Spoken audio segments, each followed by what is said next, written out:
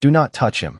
That was the first mistake the human boy made, speaking those 4 words loud enough for every camera drone above the execution square to catch them, loud enough for 12 billion viewers across the conquered sectors to hear them, loud enough for Commander Zalvek's smile to disappear from his armored face.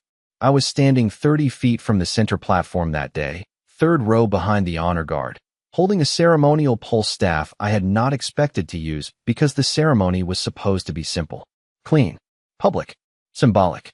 The last ancient dragon of Veiltor would be displayed before the galaxy, its wings bound by gravity chains, its furnace heart slowed by karate dampeners, its enormous horned head lowered into the white dust of Archon 9, and Commander Zalvek would prove, once and for all, that legends could be made to kneel.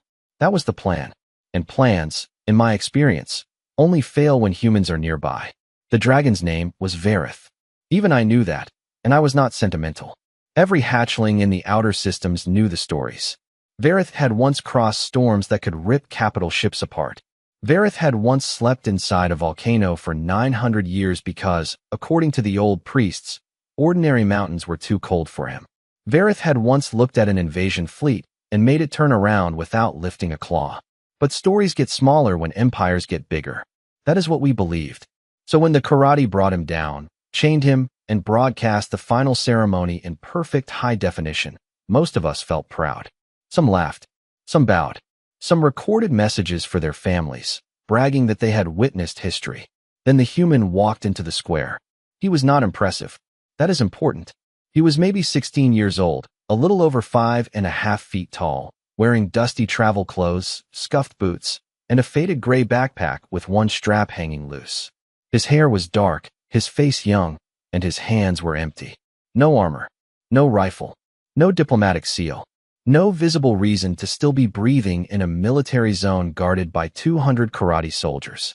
The scanners labeled him as Noah Carter, human, earthborn, civilian minor, threat level negligible. Negligible. I remember that word because later it became the single most embarrassing word ever produced by an imperial security system. Noah did not look at the soldiers first. He looked at the dragon. Not with fear. Not with worship. With recognition. Like he had found an old veteran abandoned on a battlefield and decided the universe had made a paperwork error. Commander Zalvek stepped forward, his black command armor shining under the twin suns, and let the silence stretch for dramatic effect. He was good at that. Karate officers love silence almost as much as they love being watched.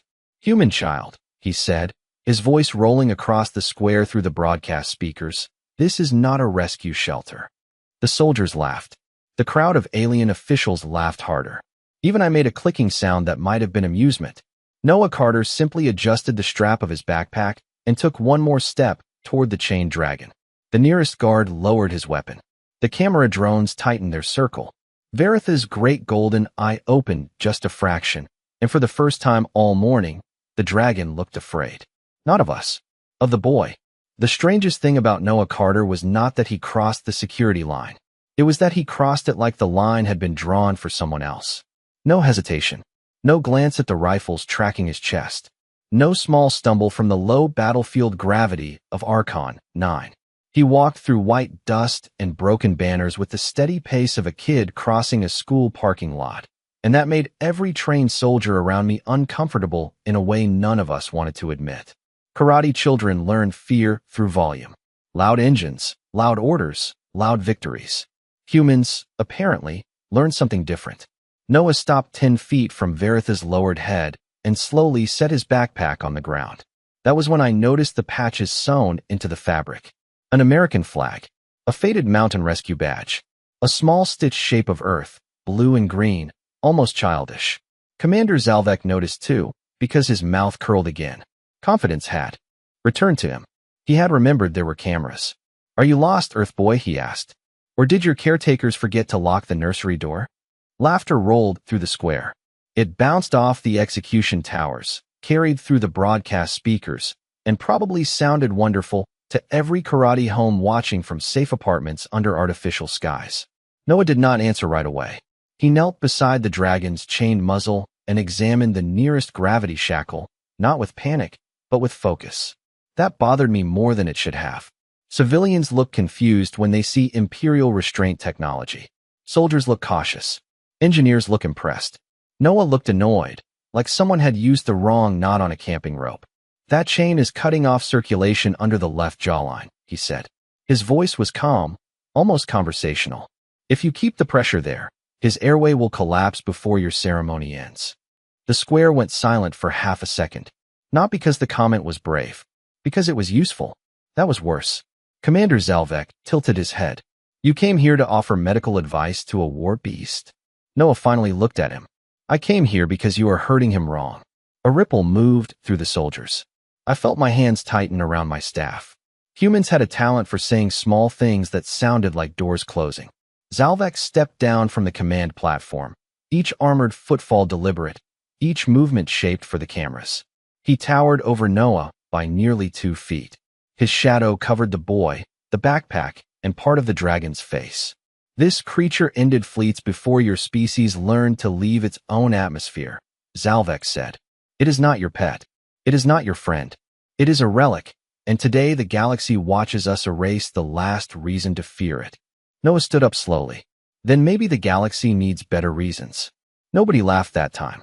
One of the younger guards raised his rifle a little too fast. Another whispered into his helmet channel for permission to remove the human. I remember thinking Zalvek would give the order immediately. He did not. Pride stopped him. Pride always wants an audience. Tell me, Noah Carter of Earth, he said, making the name sound tiny. What exactly do you think you can do? Noah looked past him, toward the old dragon's half-open eye. For one impossible second, boy and beast seemed to understand each other without language. Then Noah turned back to the commander and said, I can start by saying no. Commander Zalvek stared at Noah Carter for 3 full seconds, and then he laughed so loudly the broadcast speakers crackled. It was not real laughter. Real laughter comes from surprise or joy. This was performance. This was an officer reminding a watching galaxy that he was still in control, even though a human teenager had just walked into his perfect ceremony and made every soldier in the square wonder why their instincts had gone quiet. Zalvek turned in a slow circle, spreading his arms toward the camera drones above us. You hear that, he called. The child says no. The karate soldiers laughed on command. The officials in the viewing stands joined them. Somewhere across the conquered sectors, I imagine families leaned closer to their screens, enjoying the moment when a soft little earth creature mistook courage for authority. I enjoyed it too, for about half a breath. Then I looked at Noah's face. He was not embarrassed. That bothered me. Every species reacts to public shame. Scales darken. Eyes drop. Antennae fold. Voices shake.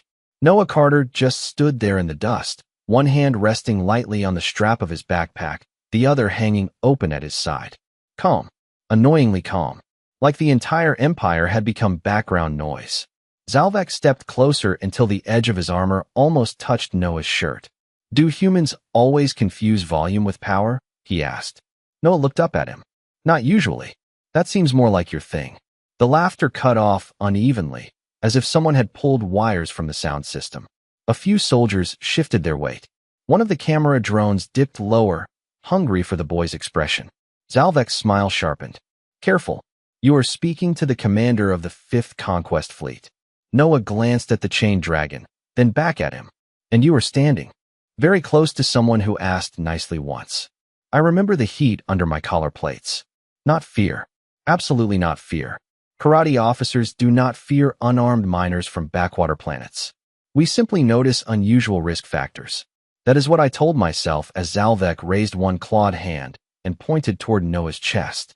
This is the weakness of humanity, he said for the cameras. Sentiment. Attachment. You see an old monster and invent nobility. You see defeat and call it rescue. You bring a backpack to an execution ground and believe your feelings are a weapon. He lowered his voice. They are not. Noah's eyes moved to the gravity chains crossing Veritha's neck and wings. You keep saying weapon like it is the only thing that matters. Zalvek leaned down, close enough that his shadow swallowed the boy again. In the end, it is. Noah nodded once, as if filing that away. That explains why you needed 200 soldiers for one dying dragon. No one breathed. Even the dragon's furnace heart seemed to pause beneath the chains. Zalvek's pride cracked then, Not loudly, but I saw it. A tiny flicker in the commander's jaw. He turned away from the cameras and made a small gesture with 2 fingers. The nearest guard moved forward, tall, armored, eager to be useful. His orders were obvious. Remove the human, gently enough for the broadcast, firmly enough for the Empire. Noah did not step back. He only looked at the approaching guard and said, very softly, "You should ask him whether I am the dangerous one." The guard stopped for a fraction of a second. Not because of Noah. Because behind him, Vareth had opened both eyes. The guard's name was later listed as Sergeant Roven, decorated veteran, boarding specialist, survivor of 3 corridor campaigns, and according to the Imperial record, exceptionally difficult to embarrass. That record was updated before sunset. He moved toward Noah Carter with the careful confidence of someone trying not to look cautious in front of 12 billion viewers. His armor made him 7 feet tall. His left hand was wide enough to cover most of the human boy's shoulder. His helmet display probably showed the same useless warning mine did. Human male, civilian minor, no visible weapons, low threat.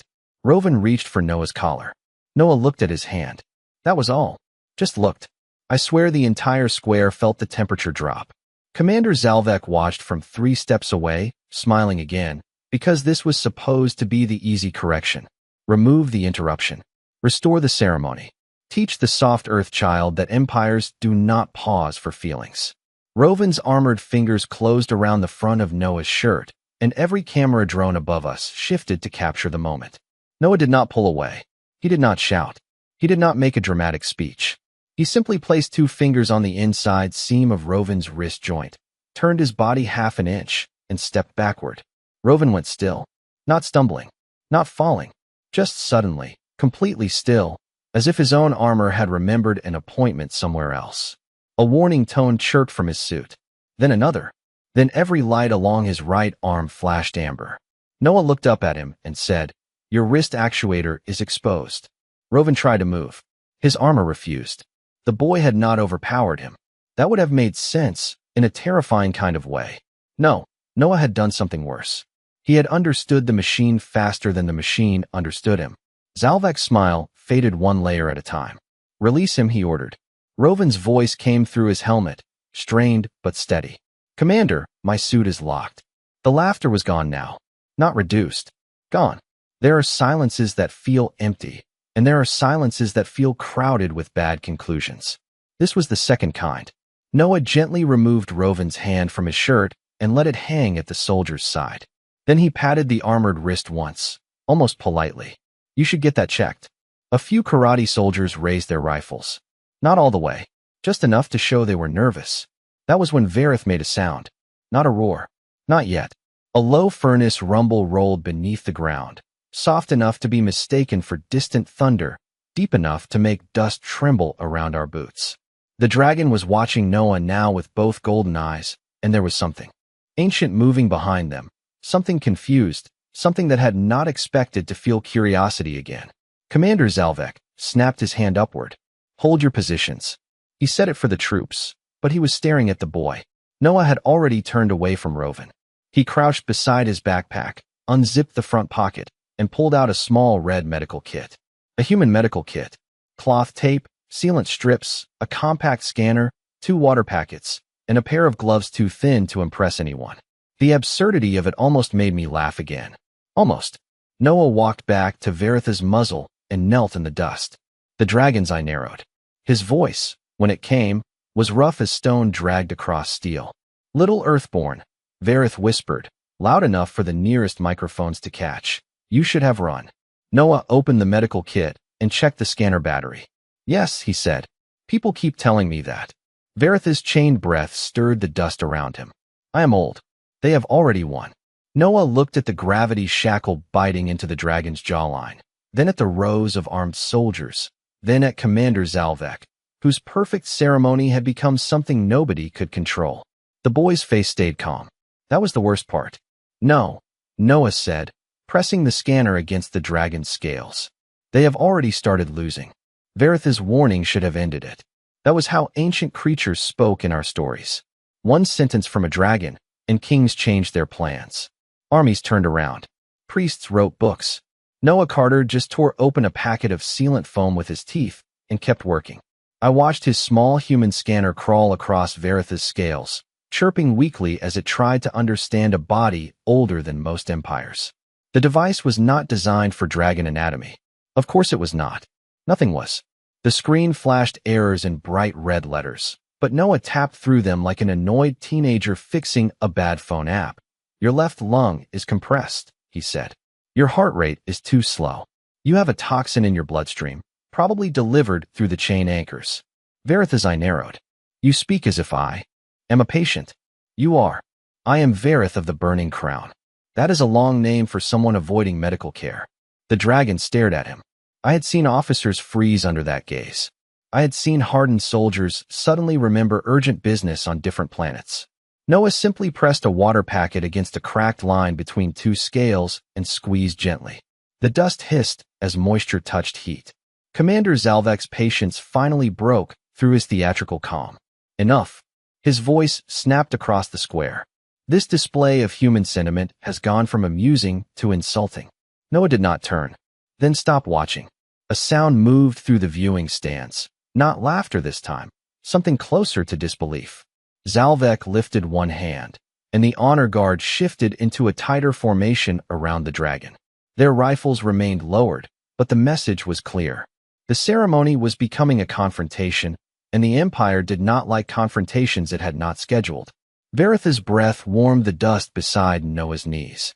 Little Earthborn, he said, softer now. They carry sun lances in the towers. Weapons made to pierce my kind. I cannot rise against them. Not anymore. Noah paused for the first time. His fingers rested against the edge of a gravity shackle. You fought them before? For centuries. Alone. The dragon's great eye shifted toward the broken banners at the edge of the square. At the end, yes. Noah absorbed that answer in silence. Something changed in his face then. Not anger. Not fear. Something much more dangerous. Decision. He reached into his backpack and pulled out a folded piece of blue cloth. At first I thought it was another medical wrap. Then he shook it loose, and I saw old stitching across one corner. Carter County Search and Rescue. A child's keepsake, maybe. A family relic. Something harmless, which meant, because it belonged to a human, it probably was not harmless at all. Noah tied the cloth around the shackle's inner hinge, giving himself grip against the heat. My dad used to say there are two kinds of people in a storm, he said. People who count the danger, and people who count who is still missing. Verith watched him carefully. And which are you? Noah planted his boots in the dust and pulled against the hinge. The chain did not move, but the metal gave a tiny, sharp groan. Every karate soldier heard it. So did the cameras. So did Commander Zalvek, whose eyes went flat with sudden calculation. Noah looked up at the ancient dragon and said, On Earth, we do not leave old soldiers behind. Commander Zalvek heard the chain groan, and something ancient in his military training finally overruled his ego. His hand dropped. The tower crews obeyed before he finished the order. 6 sun lances rotated inward from the execution pylons, their white cores brightening until every shadow in the square bent away from them. I had seen those weapons tested once on a dead moon. The impact had turned a mountain face into glowing glass. They were not made for crowd control. They were made for legends that refused to stay buried. Noah Carter looked up at the towers, then at the chain in his hands, and somehow seemed more irritated than afraid. That was when I realized the strangest thing about humans. They do not always mistake danger for safety. Sometimes they see danger perfectly clearly, measure it, accept it, and continue anyway, which is much worse. Verith shifted under the gravity chains, trying to lift one wing between Noah and the towers, but the restraints dragged him back down with a sound like thunder trapped under metal. Move, the dragon warned. Little Earthborn, move now. Noah tightened the blue rescue cloth around his hand. You first. I cannot. Then I guess we are both being stubborn. The first sunlance fired. Not a beam, exactly. More like a silent bolt of compressed daylight that crossed the square faster than most species could blink. Noah moved before it reached him. He did not dodge away from Verith. He dove toward the dragon's fallen scale, a shield-sized plate the karate had torn loose earlier and displayed as proof of victory. Noah grabbed the edge, planted his boots, and lifted. The bolt struck the scale with a flash so bright my helmet visor blacked out for half a second. When the glare cleared, the human boy was still standing. His boots had carved 2 short trenches in the dust. The scale smoked at the edges. Noah's arms shook, but he was upright. The entire galaxy saw it. A civilian child from Earth had just blocked an Imperial dragon killing weapon with a broken piece of dragon armor and attitude. No one had a prepared doctrine for that. Zalvek's voice cut through the stunned silence. Again, the second and third lances charged together. Veritha's furnace heart rumbled harder now. Not strong, not yet, but angry. Noah looked over his shoulder at the dragon. I need that left chain loose. Veritha's eye widened. You are standing in front of artillery. Yes, and I am doing great, but I am going to need teamwork. I hated that sentence. I hated how casual it sounded.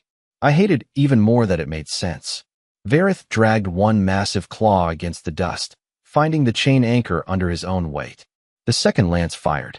Noah angled the scale, not blocking directly this time, but turning the force aside. The blast glanced off and struck the ground 20 feet away, kicking up a clean wall of white dust. The third followed instantly. Noah dropped low, letting it pass over the scale and strike the gravity shackle behind him.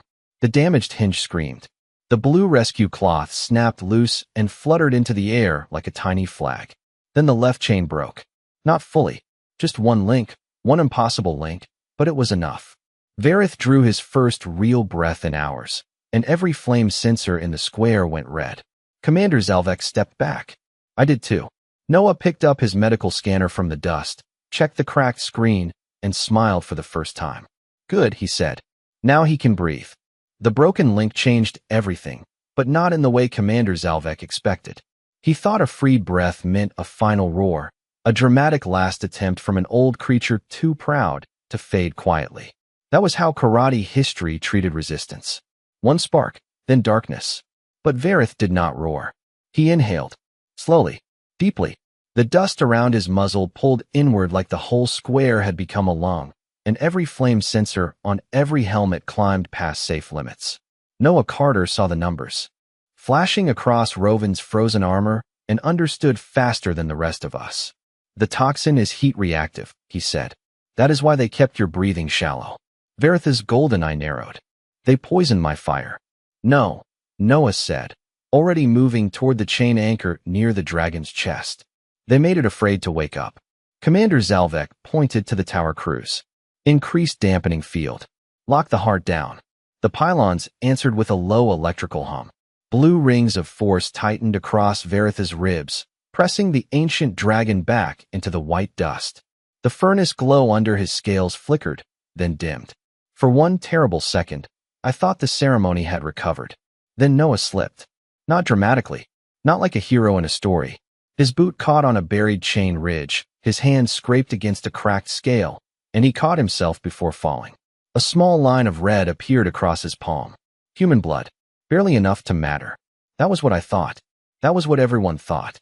The drop fell onto the dark wound beneath Veritha's loosened shackle, and the square went silent in a way I had never heard before. Not fear. Recognition. The dragon's body reacted first. Gold light ran under his scales in branching lines, like sunrise moving through glass. The medical scanner in Noah's other hand screamed so loudly he had to toss it aside. Every karate toxin reading collapsed to 0 at once. Every dampening field spiked, failed, restarted, and failed again. Verith lifted his head 1 inch. Then 3. Then a foot.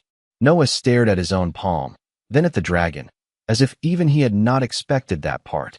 Veritha's voice came out deeper now, layered with heat and memory. What are you? Noah wrapped his hand quickly with a strip from the medical kit. 16. From Colorado. Bad at algebra. The dragon's eye widened. I believe, absurdly, that was the moment Verith decided he liked him. Zalvek did not. He gave up on dignity and shouted for the forward guard to advance. 20 soldiers moved into the square with shield lines raised, trying to surround Noah before the dragon could lift his neck fully. Noah did not run. He picked up the fallen length of gravity chain, tested its weight, and looked almost disappointed. This is heavier than a tow cable, he muttered. Then he swung it low across the dust, not to hurt, but to trip the front line's balance sensors. 3 suits locked. 2 shields collided. The formation folded into confusion without a single clean order surviving it. Vareth watched the boy turn Imperial restraint technology into a farm tool, and the ancient dragon made a sound that might have been laughter. The furnace glow beneath his scales surged brighter. The towers flickered. The chains trembled. Noah looked up at him and said, "Whenever you are ready." Vareth finally raised his head above the execution platform, and the sons of Archon, 9, looked smaller beside the fire behind his teeth. Vareth did not unleash fire at first. That surprised everyone, including me. After centuries of stories, after all the murals and fierce songs and military briefings, I expected the ancient dragon to fill the square with one impossible blast and end the matter like a myth waking up angry. Instead, he looked down at Noah Carter and waited. That was worse. It meant the dragon was not just recovering. He was listening. Noah stood beneath that massive horned head with one hand wrapped in white medical cloth, and the gravity chain looped across his shoulder like it weighed nothing important. It absolutely weighed something important. I had seen 3 karate engineers move one of those chains with a lift rig. Noah dragged it through the dust with the irritated focus of a teenager taking out trash in bad weather. "Left side is still pinned," he called up. "If you try to stand straight, you will tear the joint." Vareth's furnace glow pulsed under his scales.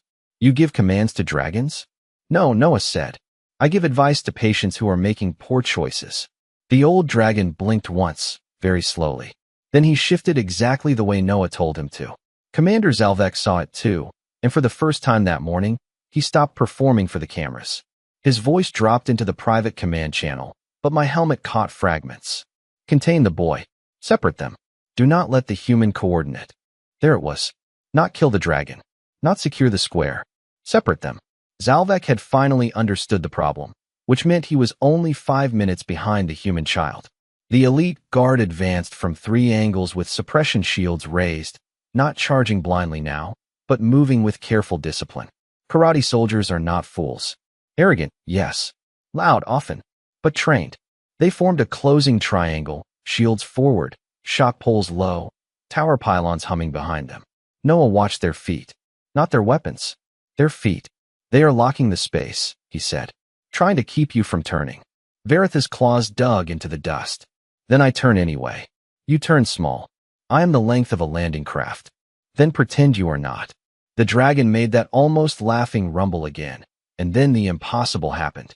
Vareth folded one wing inward, rolled his shoulder under the loosened chain, and shifted his body only 6 feet to the right. 6 feet. A tiny movement for him. A disaster for the guard formation. Their perfect triangle became a crooked line. Their shield edges overlapped wrong. Noah moved through the gap before anyone could correct it. He did not strike like a warrior from Imperial training reels. He moved like someone who had grown up climbing fences, ducking under fallen trees, and running across creek rocks without asking permission from gravity. He hooked the chain around a shield base and pulled just enough to confuse the suit's balance system. One guard dropped to a knee. Another turned to compensate and blocked his own squad's path. A third tried to grab Noah, but Vareth's tail slid between them like a moving wall, gentle as a closing door, final as a court ruling. The crowd in the stands began backing away from the front rails. Slowly at first, then all at once. I heard panic in 6 languages and denial in twice as many. Zalvek stepped onto the platform himself, drawing his command blade with the kind of ceremony that used to make soldiers cheer. Nobody cheered now. Noah looked up at him, dusty, breathing hard, still holding the chain. Vareth lowered his head beside the boy until their shadows became one shape across the square. Zalvek pointed the blade at Noah. "You are only a child." Noah wiped dust from his cheek with the back of his wrapped hand. "Then stop losing to me." Zalvek should have ended the fight in one clean motion. That was what our training said. Adult commander, powered armor, command blade, combat record longer than the boy had been alive. Noah Carter was dusty, tired, and still holding a chain that should have been too heavy for him. The math favored Zalvek so completely that my helmet display marked the engagement as already resolved. That display was, by then, developing a reputation for comedy.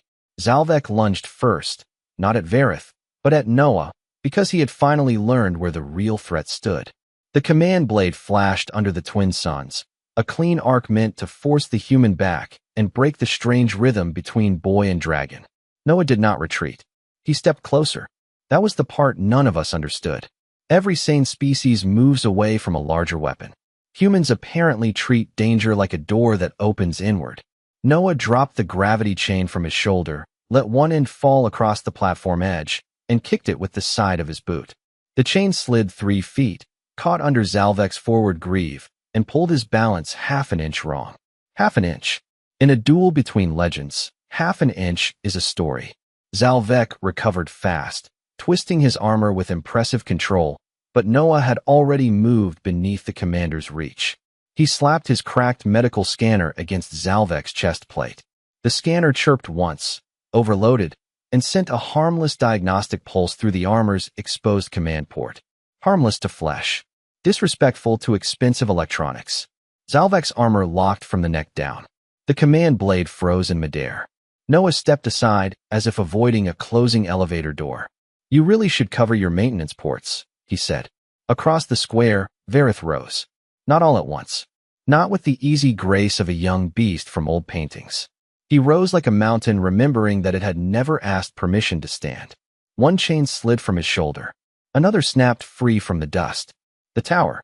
Pylons screamed warnings, then shut down one by one as the dragon's furnace heart burned through every dampening field around him. The crowd did not cheer. Crowds cheer when they think they understand what is happening. We understood nothing. Vareth lowered his head until one golden eye faced Zalvek, then turned past him to Noah.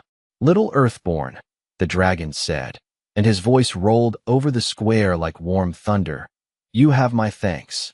Noah picked up his backpack, winced at his scraped palm, and shrugged like this was an awkward school award ceremony. "You were not finished." That sentence did more damage to the Empire than any weapon fired that day. The broadcast carried it everywhere. To stations where conquered families watched in secret. To karate officers who suddenly reviewed their human threat files. To children who would grow up hearing that the last dragon had not been saved by an army, or a prince, or a prophecy, but by one stubborn boy from Colorado who looked at extinction and said no. Zalvek's armor finally released with a sharp hiss, but he did not move. His soldiers had lowered their weapons. Not because anyone ordered them to. Because Vareth had stepped behind Noah, and the ancient dragon was not guarding the boy like property. He was standing with him like an equal. Then Vareth did something no dragon had done in recorded imperial history. He bent his neck and bowed. Not to the Empire. Not to the cameras. To Noah Carter. The square remained silent for 9 full seconds. I counted. After that day, the karate stopped calling humans soft. They stopped calling Earth primitive. They stopped laughing at backpacks, medical kits, rescue patches, and children who stood too calmly in places they should fear. We had chained the monster in the center of the square, or so we thought. Then the monster bowed to the boy, and the galaxy learned a much worse truth. Humans do not protect things because they are harmless. Humans protect things because something else is about to find out they are not.